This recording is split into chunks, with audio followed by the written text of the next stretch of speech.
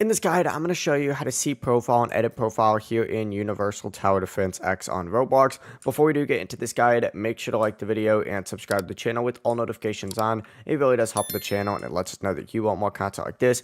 We'd greatly appreciate it. And if at any point throughout this guide you did have any questions, just ask them down in the comment section below and we can help you out further. I'm going to be doing my best to reply to every single comment down there. Now, first things first, you do need to go ahead and open up the game and you need to tap on your profile over on this right hand sidebar. So go ahead and select profile just like so. And then from here, you're going to see all of your stats right here, but you can actually edit your profile by selecting edit right here. And you can add a title, description, and background.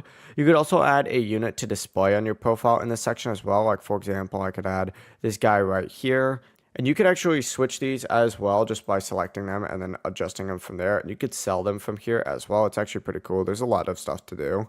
To view another person's profile though, just go ahead and walk up to them. Like there's these guys standing over here and you could just like tap on their profile by double clicking and you'll see all of their information just like so. But that's the full process.